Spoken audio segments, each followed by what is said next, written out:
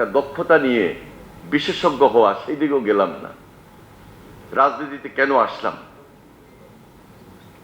তবে এটা আমার ছাত্র জীবনে নিজেকে অনেক সময় প্রশ্ন করেছি যে এই যে রাজনীতি করে কি লাভ হবে।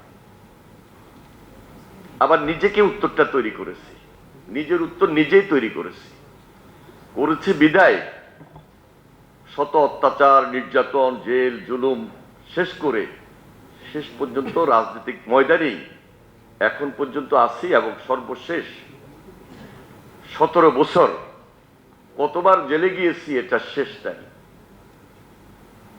এবং 25শে জুলাই থেকে 6 আগস্ট পর্যন্ত জেলে ছিলাম এবং 6 আগস্ট মুক্তি পেয়ে পরবর্তীতে এই যে 5 আগস্টের যে ধারাবাহিকতা, 1.5 বছরের বেশি সময় আমরা প্রস্তুতি নিয়ে নির্বাচন করেছি।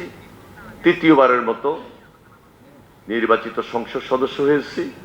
আজকে এই গণপ্রজাতন্ত্রী বাংলাদেশ সরকারের একটা গুরুত্বপূর্ণ দায়িত্ব নিজে পরিচালনা করছি। একজন রাজনীতিবিদ তিনি সকল বিষয়ে বিশেষজ্ঞ হন,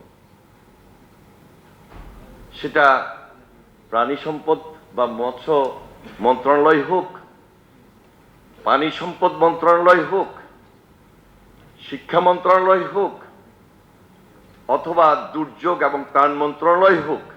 যে কোনো ডিপার্টমেন্টের যিনি এক্সপার্ট তিনি রাজনীতিবিদ, যদি তিনি প্রকৃত রাজনীতিবিদ হতে চান,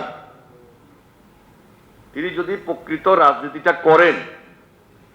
আর রাজনীতি করতে গেলে তো চড়াই উতরাই, বাধা বিপত্তি, এগুলা আমাদের দেশের সেই স্বাধীনতার আগে যেহেতু আমার জন্ম,